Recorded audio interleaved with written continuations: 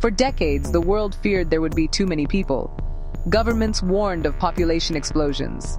Scientists questioned whether Earth could sustain endless growth.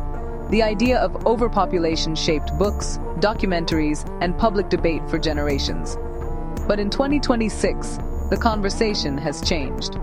Across Europe, East Asia, North America, and parts of Latin America, countries are confronting a different reality. Too few births. Governments are searching for ways to encourage families to have more children. Economists warn of shrinking workforces.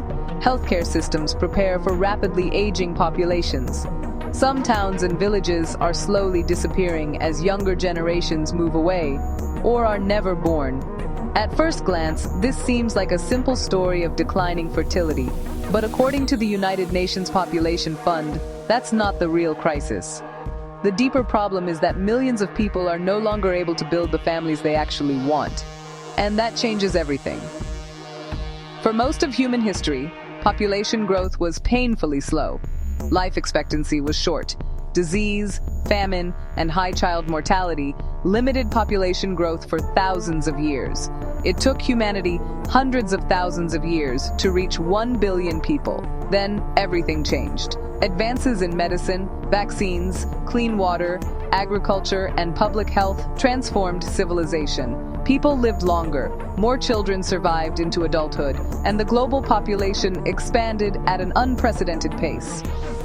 But while humanity was living longer, another trend quietly emerged.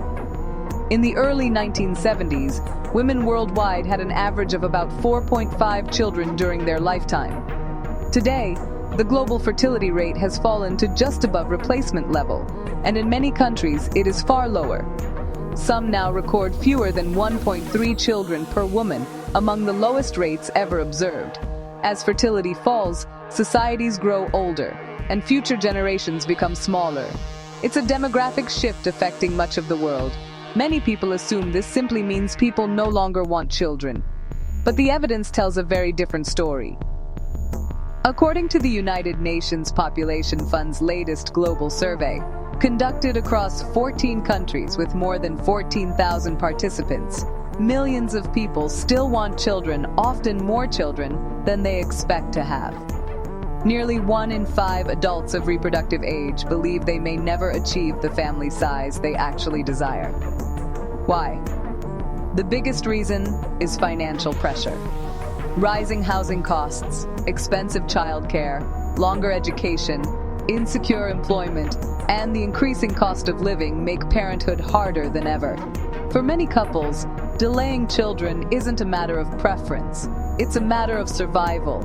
They wait until they feel financially secure, until they have stable jobs, until life feels predictable. But for many, that moment never comes. As parenthood is delayed, fertility naturally declines with age. For some families, this only changes the timing. For others, it permanently changes the number of children they are able to have.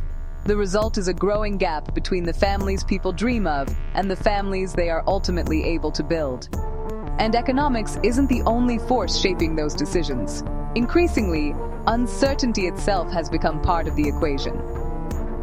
Every generation has faced uncertainty: wars, economic crises, disease, natural disasters.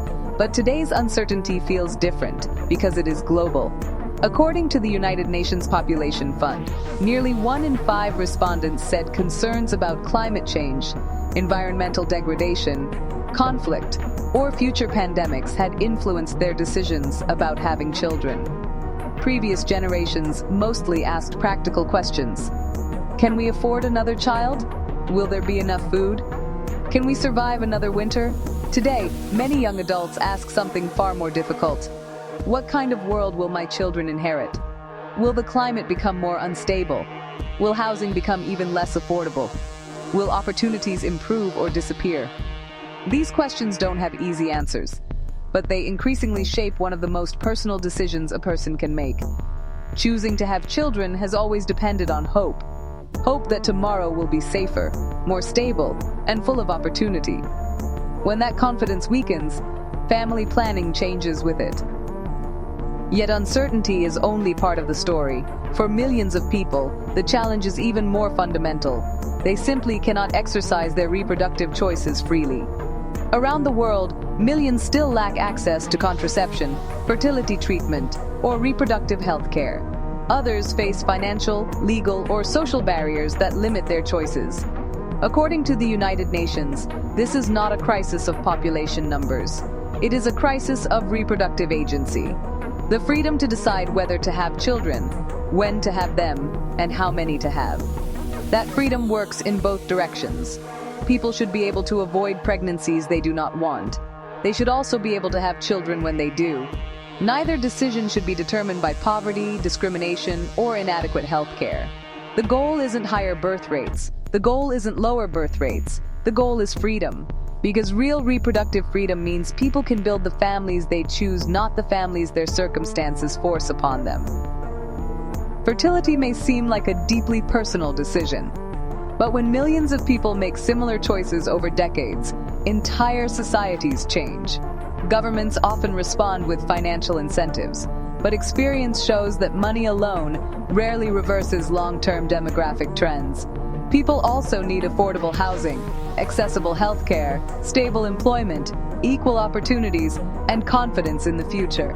Because bringing a child into the world has always been an act of hope. For decades, the world's biggest population question was, how many people can Earth support? Today, a more important question may be, can people still build the families they truly want? According to the United Nations Population Fund, that is the defining population challenge of our time. Not whether humanity reaches 10 billion people, not whether birth rates rise or fall, but whether every individual retains the freedom to decide if, when, and how to build a family. World Population Day is therefore about much more than counting people. It is about protecting one of the most personal freedoms any human being can have. Because the future of humanity will not be determined simply by how many children are born. It will be determined by whether people still have the freedom and the hope to build the families they dream of. Perhaps the greatest population challenge was never about numbers. It has always been about choice.